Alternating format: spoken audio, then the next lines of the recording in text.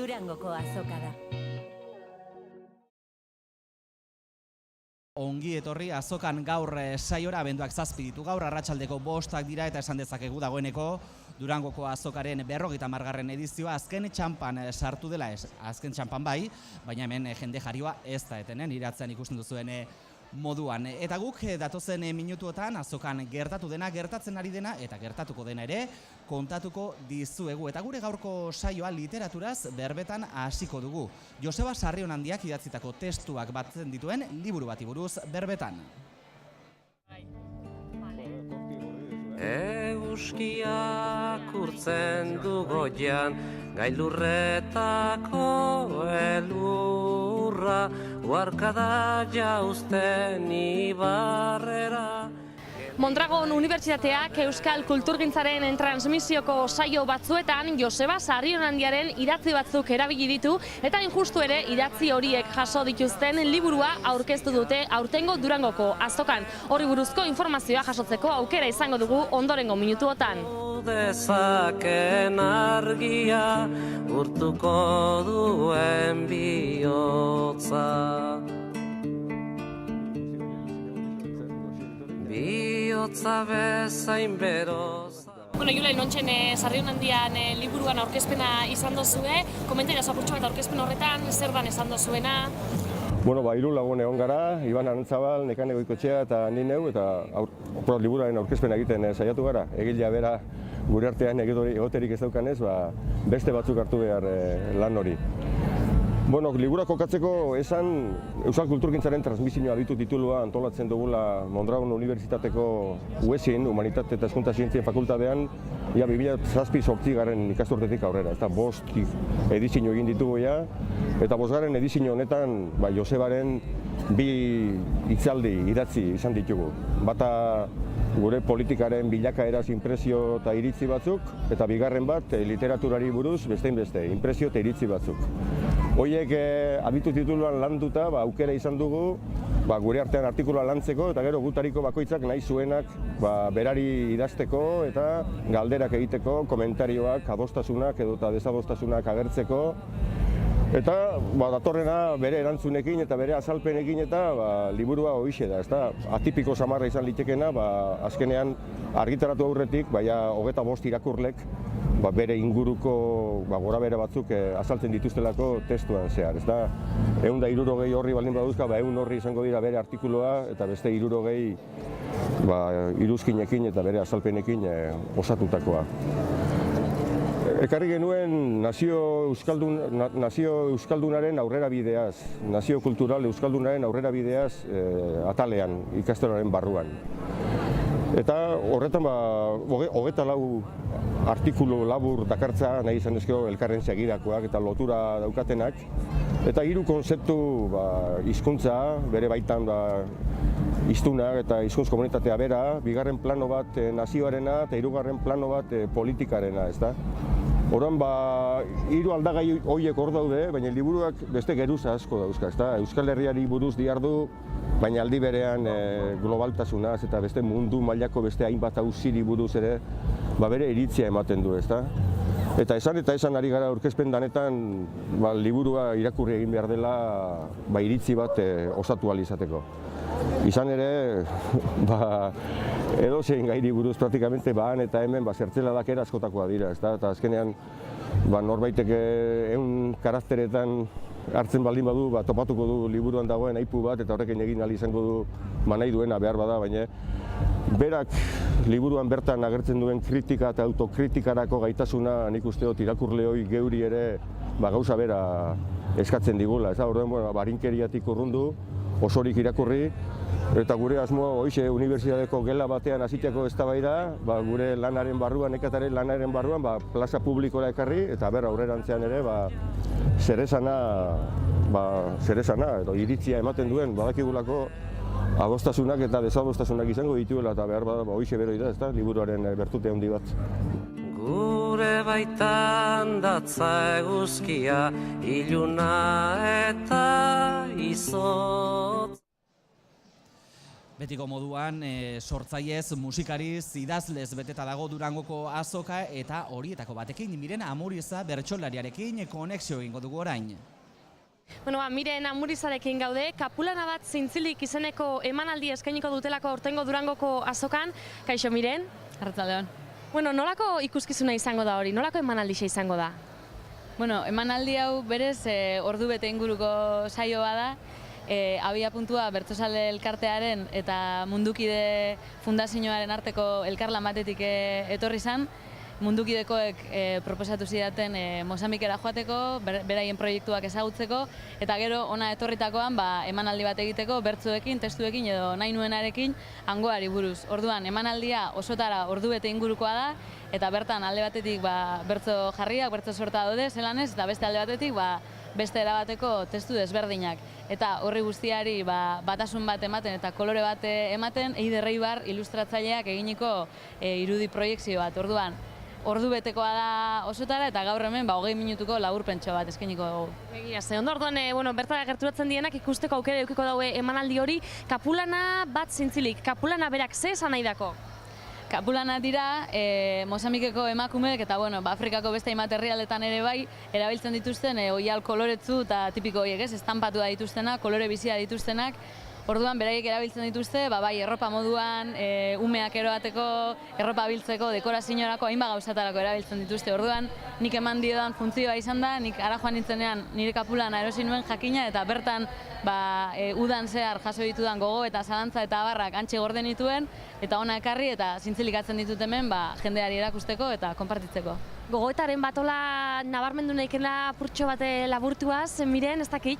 Han ikusitakoaz, han jasotakoaz, han ikasitakoaz? Bai, ez dakit, gauza asko dira eta ez dakit esaldi batean laburtzea kosta egingo litzaidak ez. Behar bada, emanaldian aipatzen dudan gauzetako bat bada, nik emanaldi honetan Mozambikeri buruz hitz egingo dudala eta ez Afrikari buruz ez. Izan be, askotan ematen diogu lizentzia hori geure buruari ez. Mozambikera joaten gara eta Afrikaz hitz egiten dugu, Perura joaten gara eta Amerikaz hitz egiten dugu ez. Afrika handia da, zabalara, mundu asko daude bertan ere eta nik Afrikaren zatitxo bat ekarri dute Durangora. Primeran, eskerrik asko Miren, ondo joan daixela gaurko emanaldi hori, eta jarraituko dozu, pentsatzen dut, ordu beteko emanaldi luze hau hori beste herri batzutan eskaintzen, ezta? Bai, hainbat herri dauzkago ja lotuta, oin arte egin ditugu emanaldi batzuk, oin urrengoak izango ditugu Aramaixon bat, Lasarten beste bat, Altzon beste bat, badaude batzuk lotuta nahi duenarentzat. Sorte hon, eta hortxe Miren Amurizaren gonbidapena, Kapulana bat zintzilik izeneko emanaldi hori ikusteko. Guk orain landako gunea utzi eta azokaren beste guneetako batera egingo dugu. San Agustin kulturgunean dagoen eszenatokira izan ere bertan, gaur iluntzeko 8:00 aurrera eskutitza izeneko antzeslana eroango dute agertoki gainera. Eta guk, antzeslan honen sortzailetako batekin Itziar Eliasekin egoteko aukera izan dugu.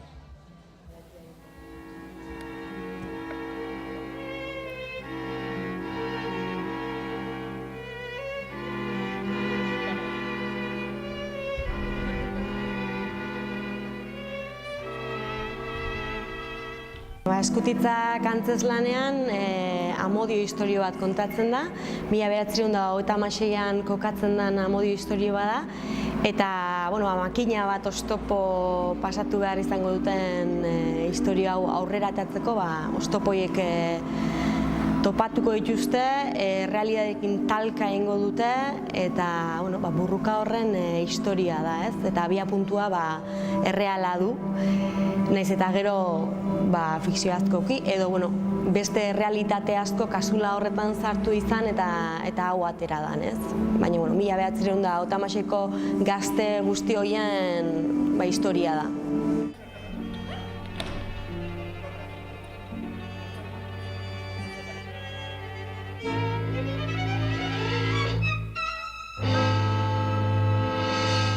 Bi gazte hauek 1936an bi bando ezberdin baino, nik esango nuke gehiago dela bi klase sozial ezberdinen talka. Hau da, errepublika garaian maite mintzen dira, eta bi klase oso ezberdineko pertsona dira. Bata familia aberatsekoa da, eta bestea herritar xumea da.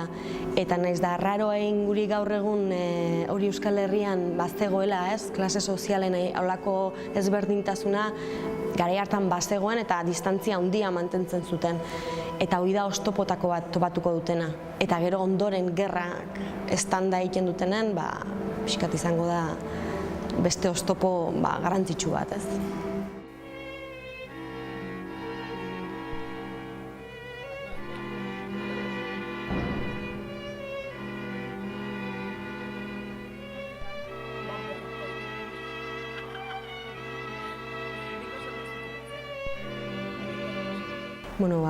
Osatzen duna antzezlana oro har familia da, ez? Eta familia eta inguratzen duen jendea, ez? Familia horren bueltan dabilen jendea.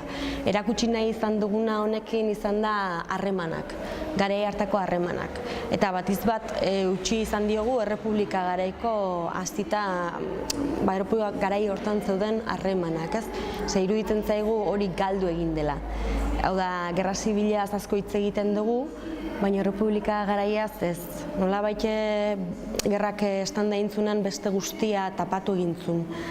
Eta garrantzitsua da baita, ez, hori berreskuratzea eta ikustea gazte haiek 1956an gerra estanda egin aurretik gazte ziala eta maite mintzen ziala eta dantza egiten zutela eta nola bizi zian, ez?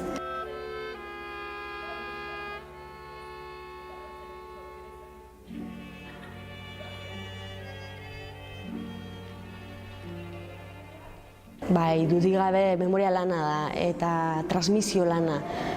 Mezua azken finean hori da, ez?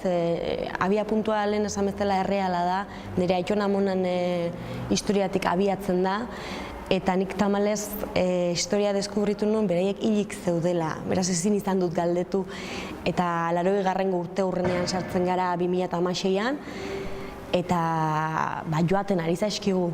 Eta hori da, ez, nahi duguna helarazi galdetu etxean. Galdetu non zinan zu 1956an, ze Grasibiaz asko dakigu, liburutan jartzen diguna dakigu, baina etxeko historiak galdu ditugu, isiltasunak eta agian pasarte gogorrak pasatu izanak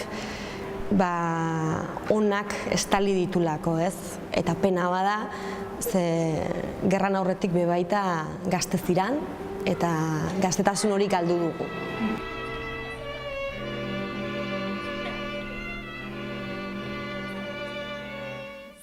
Eszenatokian egongo gara, eszenatokia gunean egongo gara, 8:00 Eskutitzak antzeslanerekin, da guztiok zaudete gonbidatuak.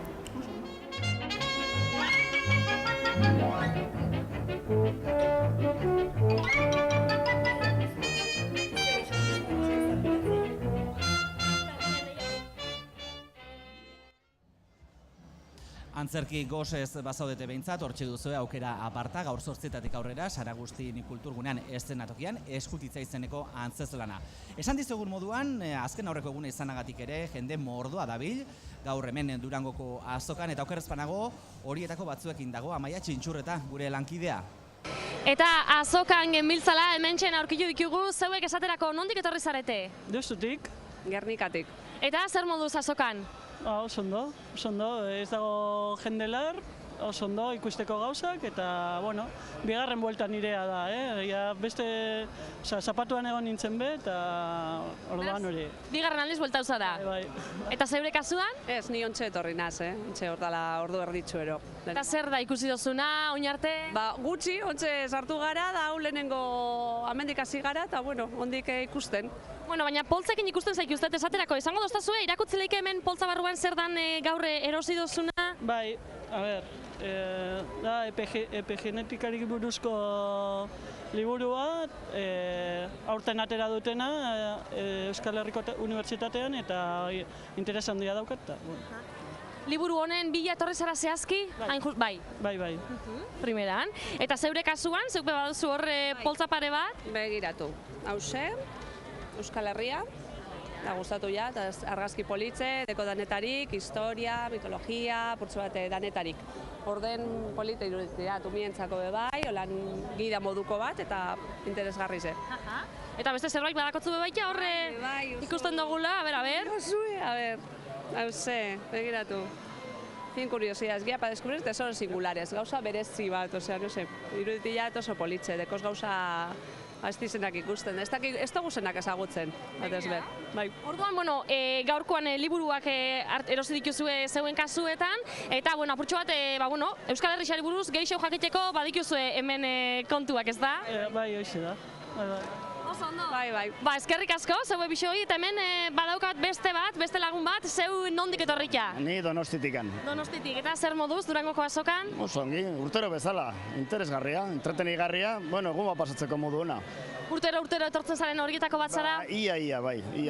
Urte batzutan utxe egin dut, baina normalean urteo etortzen naiz. Eta zeube ez datoz eskutxik hementxen zer da erosi dozuna? Aurrentzako gauzak, batez ere, diska bat, gero niretzako agenda bat, mendiko mapa bat, eta orain, beira, erosiko dut egutegi bat nire bulegorako, eukitzeko argazki politak.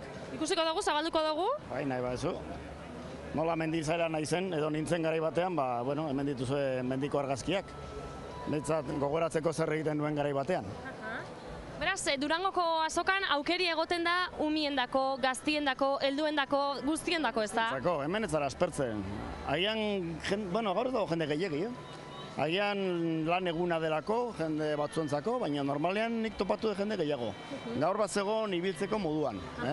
Beste urte batzutan egon da hau, baina ezin aguantatu. Azkenean, bazoaz, buelta bat eman, eta gero itzuli. Baina gaur ondo. Gustora orduan. Bai. Eta hemendik aurrera zer egiteko asmotan? Hemendik orain. Bisitatuko dozu beste txokoren bat, oinokan beste erosketa batzuk ingo dituzu? Ez dut uste, ikusi du dena, eroen aterako gara, eta segurazki hemendikan gutxira etxera joango gara. Primeran. Vale. Disfrutatu Durangoko azokan erositako kontuekin. Oso ongi. Bueno, ikusten duzu, hementxen Durangoko azokara etortzen den jendea gustura dabilela, estanetan zer dagoen ikusten, eta gustuko dituzten liburu edota diskoak erosten. Txikien eta handien plazara, Sagu Ganbarara egingo dugu guk orain, izan ere bertan, ekimen berezia egin dute gaur goizean txakurrekin lotutako ekimena. Ikus dezagun zer eta nola egin duten.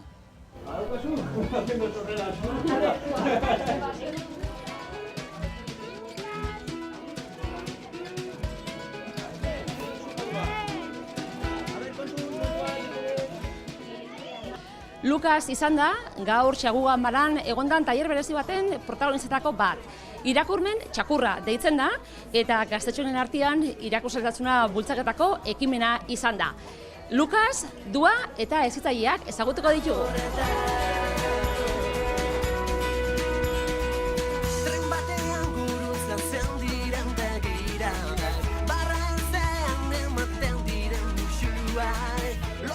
Hezitzaileetako bat gukan taldeko Ibai Fernandez dugu. Ibai, egunon. Egunon. Bueno, zer moduz joan da txakurrekin egin duzuen tailerra? Oso ondo, oso pozik gaude.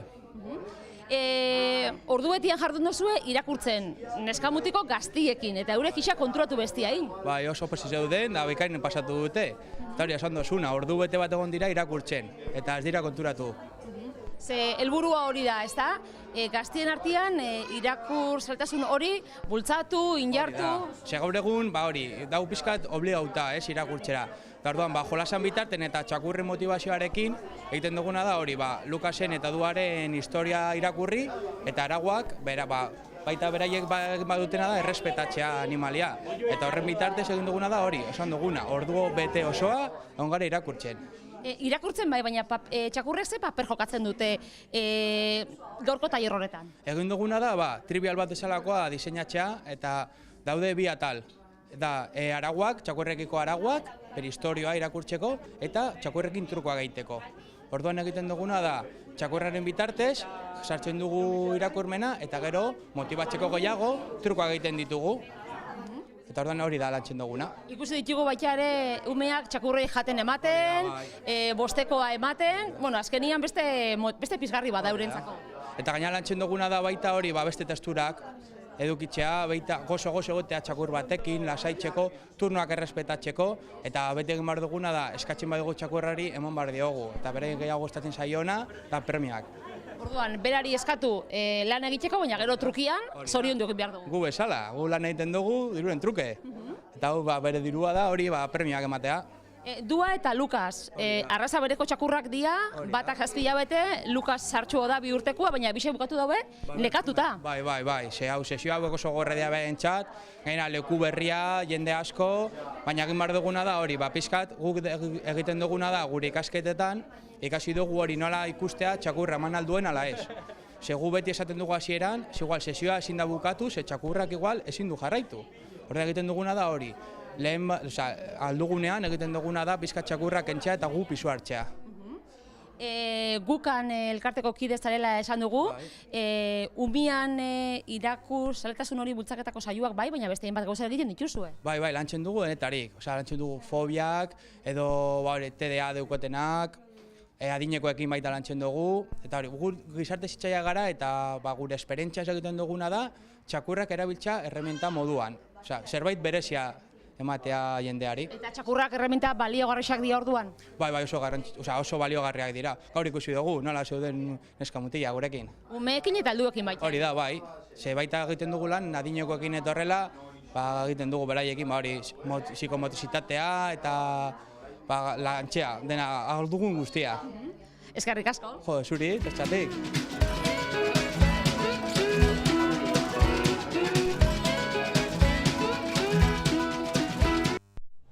Gunez gune gabiltza gure gaurko saioan Sagu Ganbaran egon berri gara, aurretik baita eszenatokian ere, eta orain digitalaren plazara kabiara egingo dugu izan ere bertan 6:30 aurrera edabideen etorkizunari buruzko mahai-ingurua egingo dute, eta Amaia Txintxurreta gure lankidea mahai-ingurua gidatuko duen Xabier Landabidearekin dago.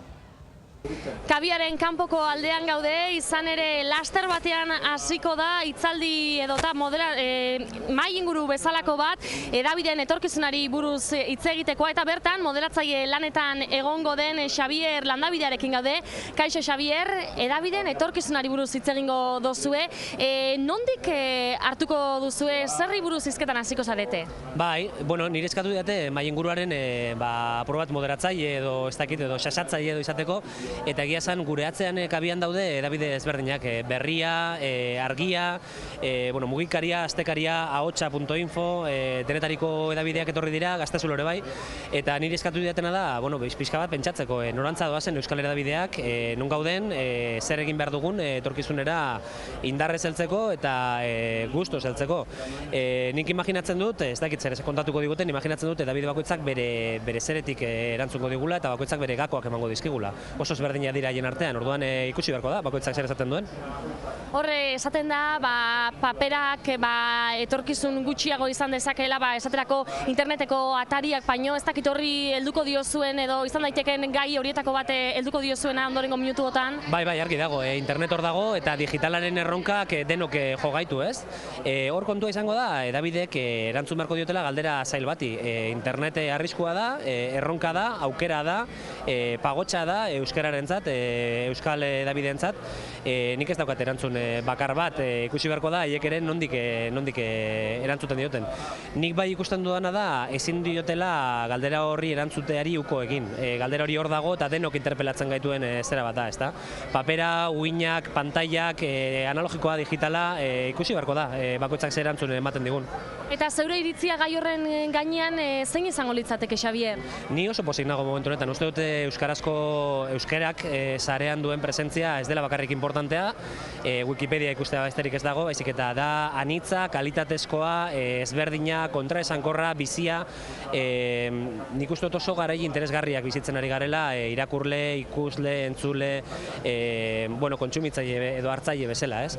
Eta uste dute komunikabideetan gabiltzan ontzate eta zabiltzaten ontzatere erronka oso polita dela. Orain, uste dut zaila dela, eta errealitate prekario, ezain polit eta itxusi asko daudela garai interesgarri hauen atzean.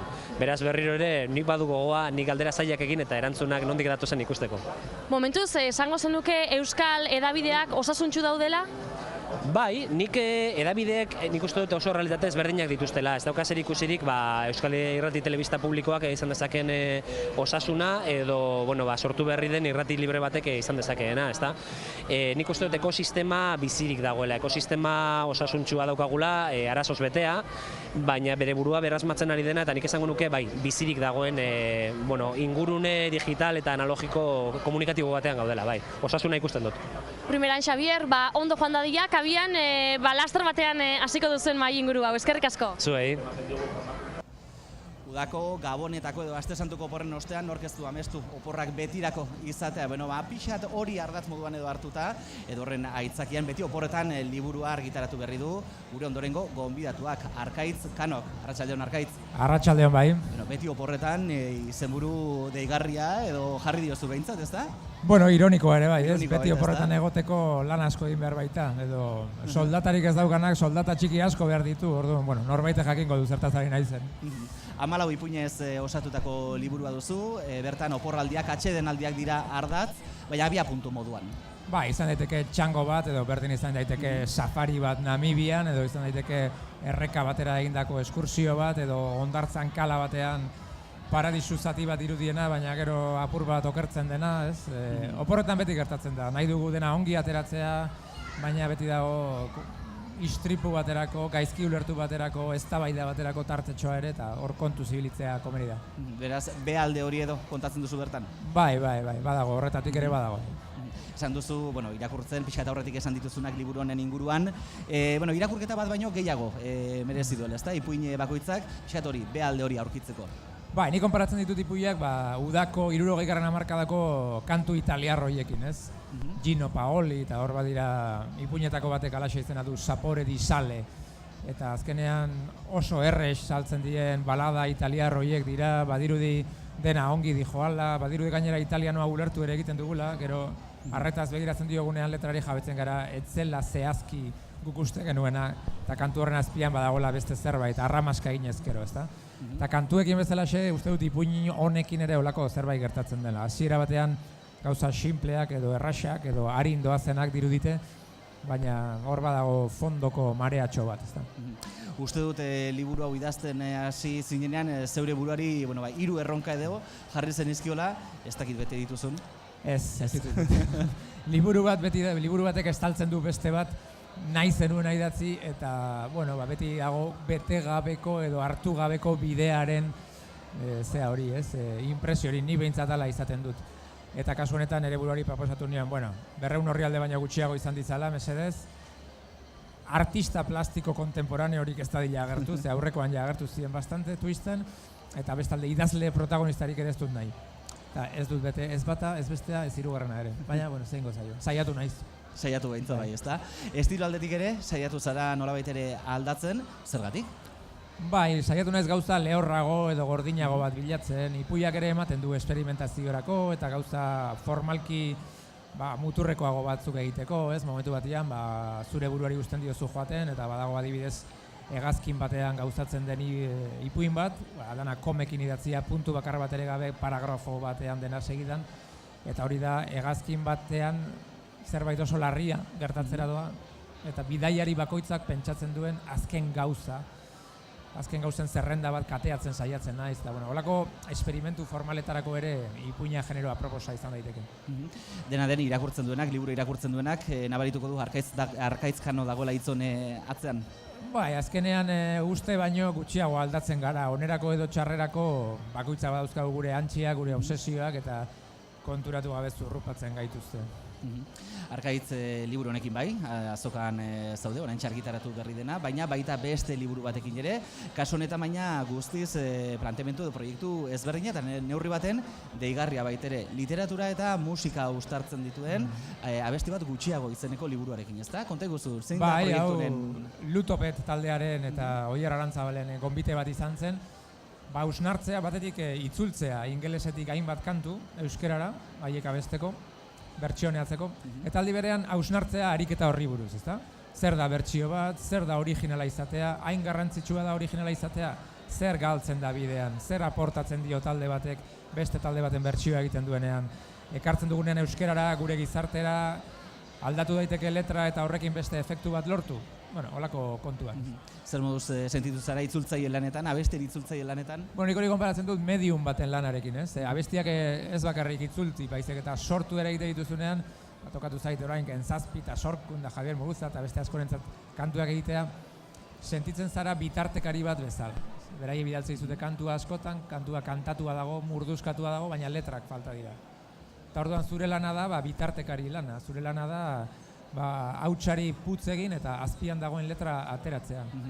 Baina sentitzen naiz askotan, horrela, ez hainbeste sortzaile bezala, baizik eta bitartekari edo badakit bizkat esoterikoa eman lezakela, baina medium baten... Interprete moduan edo? Bai, eta orduan nerea gehiago da, zuk esan duzun bezala, interpretatzea tono bat, interpretatzea ia kantuak umorea daukan edo ez, ia galderak egiten dituen edo ez, estribiloa, askotan emana dago letra edo ez historia, baina bai hainbat tono eta hainbat historia generiko emanak datoz.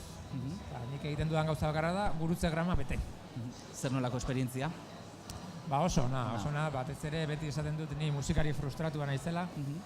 Eta konturatzen ez baita ere, hainbat kantarik eta nik uste musikariek garunaren beste alde batekin lana egiten dutela. Eta orduan, niretzako pentsa ezina da kantu bat egitea da alkimia bat, nire ahalmen guztietik kanpo ikusten dudana, ez orduan edozein letra, edozein musikarirekin kolaboratzea gozamena. Hori da, pixat frustrazio hori pixat konpontzeko modua edo buelta mateko modua. Hori da, gutxienez musikariekin pixka bat igurtzi eta haien inguruan ibili. Arkaitz, eta honekin, azken proiektu honekin lotuta, gaur bertan, 7:00 aurrera, mai inguru baten hartuko duzu parte, ezta? Kote gozu zeren inguruko mai ingurua, zentzuk izango zarete, maiaren bueltan? Izango gara Lutopeteko Oier Arantzabal, gero Rafa Rueda, kolaboratu duena baitare diskoan, eta Hiruok. Eta izango da laburra, 25 minutukoa, justu aipatu ditudan gai honen inguruan, ezta? Ia bertsio bat zer den, ze bertsio ezagutzen ditugun, gustatzen ote zaizkigun, ez, beti esaten da, sarri-sarri bertsio bada, ez da originala, txati-txatiren zea bada, ez, bertsio bat, baina oso gure egiten dugu, orduan... Askotan jakin direz dakigu, ez da, bertsioak direnik. Zerbait subjetiboa ere bada, askotan originaltasuna, ez? Zuk ezagutzen baduzu lehenago bertsioa jatorrizkoa baino, zein da originalagoa zuretzat, zure ikuspuntu subjetiboan, ez da? Holako kontuak. 7:00 aurrera, horien guztien inguruan entzun eta, eta pentsatzen dut iritzi emateko aukera ere baita. Eztabaida, guk plazaratu nahi genuen eztabaida, gaia oso apasionantea iruditzen zaigulako, ez? Bai jatorrizko, ez jatorrizko, original, ez original, bertsio, askotan badirudi fama txarra ere baduela bertsioak edo, ez? Erraiskeriara jotzea dela, ez? Nik sinisten dut, hor badagoela omenalditik eta badagoela baita ere kleptomanotik zerbait, ez? Artista bat da kleptomano bat gustu ona daukana. Berdin idazle edo musikari, denok ari gara lapurtzen handik eta hemendik eta badaukagu depredadore puntu bat ere. Argaitz bukatzear da, Durangoko azoka, oraindik ere geratzen da, biharko egune osoa, gaur ere ordutxo batzuk bai, egunotan bertan ibilizara, ze giro nabaritu duzu? Oso giro polita, ez da, bai kanpoan eta bai barruan, nik uste dute gure pertzepzioa aldatzen dela oso eguraldi ona egin duelako eta kanpoan adina jende dabil barruan, eta horrek eman lezake batzutan impresioa aiseago edo ez da bilera beste jende, nik uste ikaragarrizko jendetza dabilela, eta jendea gauza berrien bila eta oso adi sumatu dut eta oso giro polita. Bihar ere bertan egongo zara? Bihar ere mentxe. Hortxe, beraz, Sus Argitaletxetik pasatzen badira, hortxe ez da, bai beti oporretan eta baita besti bat gutxiago, biak. Hori da. Arkaitzkano, eskerrik asko. Mila esker zuen. Eta zorteon geroko mai inguruarekin. Mila esker. Eta guk ikusuntzeleak guk orain youtuberren lehiaketari buruz hitz egin behar dizugu, izan ere Durangoko azokak martxan du youtuberren lehiaketa, bertan parte hartzeko egin behar den gauza bakarra da, bideo bat grabatu, euskarazko bideo bat, eta bertan Durangoko azokako egun bat kontatu hori guztia egindakoan, bideo hori youtubera igo behar da, eta Twitterren zabaldu behar da, youtuberra da. Traolarekin dagoeneko parte hartzaileak hasi dira bideoak bidaltzen eta horietako batzuk erakutsiko dizkizugu segidan, hauxe lehenengoa.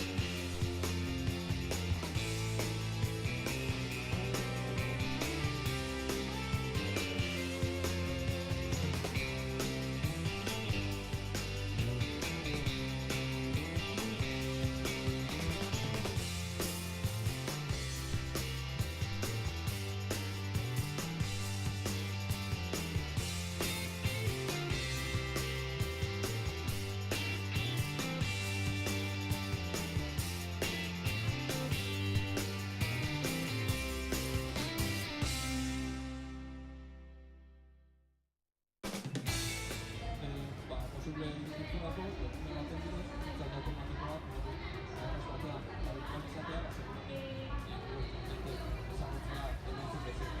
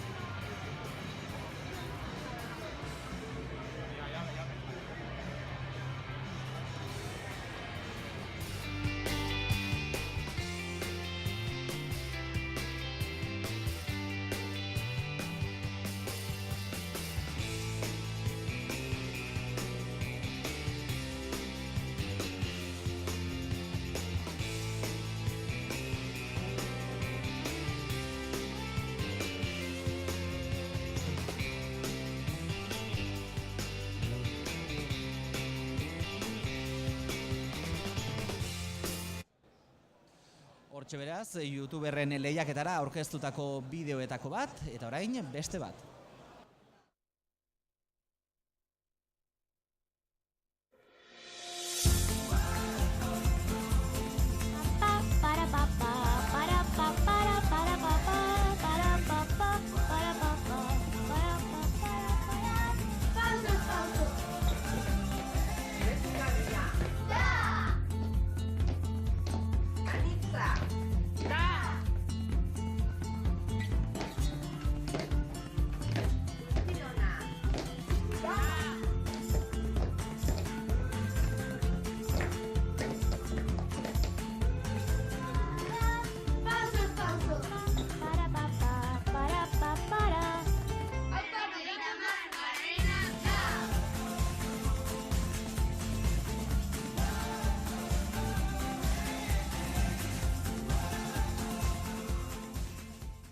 Zuzeneko musikak ere badu lekua hemen, Durangoko azokan, Plateruenan, esaterako gauero kontzertuak daude, gaur ere alaxe izango da, eta gaur 11:00 aurrera, Esne Beltza izango da bertan Plateruenan, kontzertua emango duena, eta uste dut, Amaia Txintxurreta gure lankidea, Esne Beltzekoekin dagoela. Esne Beltzako Xabi Solanorekin gaude, izan ere gaur gaueko 11:00 Plateruenan kontzertua eskainiko du Esne Beltzak. Xabi, zer moduz, ja gertu gaur gaberako? Bai, ja, goguakin, ja, sartzeko hor barrua, eta ensaiatzen hasi, eta ja, kontzertuako prest. Disko berria aurkeztuko duzue, Esna izeneko diskoa, 8 abestiz osatutako diskoa da, nolako lana da argitaratu duzuen azkena? Bueno, Esne Beltzan beste diskak bezala, ez, pixkat denetatik dago, bai rumba bat, bai trikitixa bate bat dago, gehien bat reggae aldetik jo dugu kasu hondan, baina, bueno, nik uste musika estilo ezberdin asko daudela eta oso divertigarria dela disko osoa entzutea, ez? Eta gaurko kontzertuan, pentsatzen dut, kantu berriak entzuteko eta ikusteko aukera izango dela, sarren batzuk ere berreskuratuko dituzue gaurkorako? Bai, denetik joko dugu, ia 2 orduko kontzertu emango dugu, bai. Beraz, ikusentzulek izango dute astia Esne Beltzarekin ondo disfrutatzeko. Bai, gaina kolaborazio berezi batzuk bai ditugu hor, Under Green Valley eta Patxuko lehengo abeslaria etorri dira biak, eta oso pozik eta gogotsu gaude, bai. Gogotsu, eta esan behar dugu egun guztietan hementxe azokan zaudela zeu, Xabi, zeuen estanean sinatu eta sinatu, denborarik ere ez dizute uzten zeure jarraitzaileek arna sartzeko egun hauetan. Bai, oso kontentu gaude, ez? Kiston harrera eukitzen ari geha, eta azkenean diskoarek guk autokoiztu dugu, eta, bueno, ez dakit, azkenean lana ematen duen lan guzti horrek, olako frutuak ematea, oso pozgarria da, eta jendean erantzuna eta dena. Eta gaur zeuendako Plateruenan Durangoko azokaren baitan jotzeak zer esan nahi du? Bueno, Durangoko azoka oso beharrezkoa den gauz bat da, ez? Euskal kulturan, entzako bentzait, bai artista guztik gaude begira Durangoko azokai begira, gauzak egiteko, lanak egiteko, eta dendatan tamalezia ez da, meste saltzen da Durangoko azokan ematen da olako bultzada, ez, talde guztiei. Gero gehien bat saltzen dena da, kontzertuetan ematen dugu kontzertuetan. Orduan, Durangon egotea eta gaina kontzertua jotzea bertan gubezako izugarria da, azkenian. Bueno, zeure jarraitzaileak animatu nahi dituzu, gaurko zeuen kontzertura etor daitezela esateko? Noski baietz, etortzeko, gu handik bizirik gaude eta bereiengati da, bereiek ematen digute indarra gaurrea jarraitzeko. Hortxe segi, animo eta zorte hon gaurko kontzertuan, Xabier. Eskerrik asko zuei. Hortxe, gogoratu gaur gaueko 11etan Esne Beltza, euren lan berriarekin Esna diskoa aurkezten, hementxen Durangoko Plateruenan gaueko 11etan esan bezala. Ikusentzule guri gaurko zuentzat agur esateko ordua heldu zaigu, bihar baina hementxe izango gara berriz ere. Eta gogoratu, oraindik ere aurten Durangotik pasatu ez bazarete, bihar izango duzuela horretarako azken aukera, beraz, utzi nagikeriak alde batera eta etor zaitezte ona Durangora. Eta guk gaur zuzeneko musikarekin esango dizuegu agur momentu honetan bertan, ahotsenean jotzen ari den Sueder taldearen musikarekin. Bihar arte, ondo izan!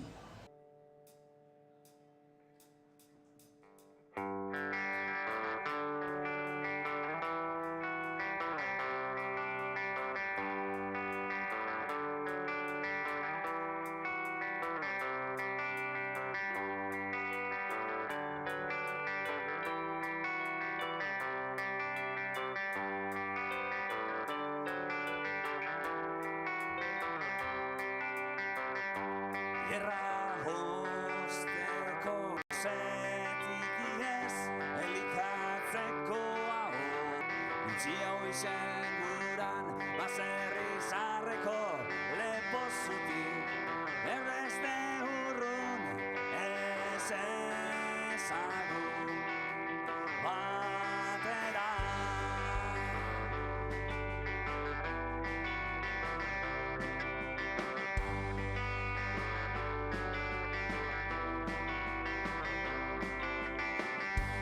Bizirik gauen, paketien moduen, helmua barrantzoaren, izena paparrien, elkone ba urrun, ian negarrez, izerdi hotza lepo guztiak saltzen.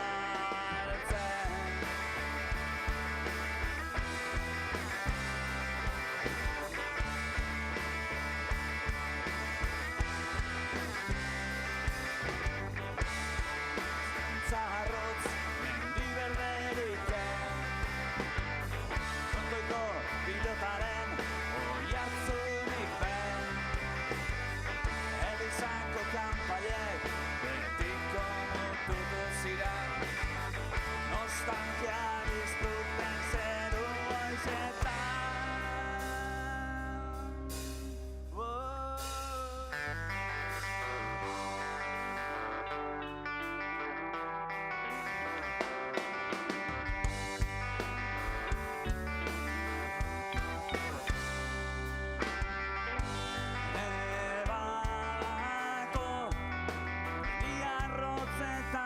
Isiltasuna entzun leiken Parajetan Aiziek uluntetan dabezen Lainoan ganien Hainbeste oroikunikoa berrizen Berreskuratzeko aberrizen Berreskuratzeko aberrizen Berreskuratzeko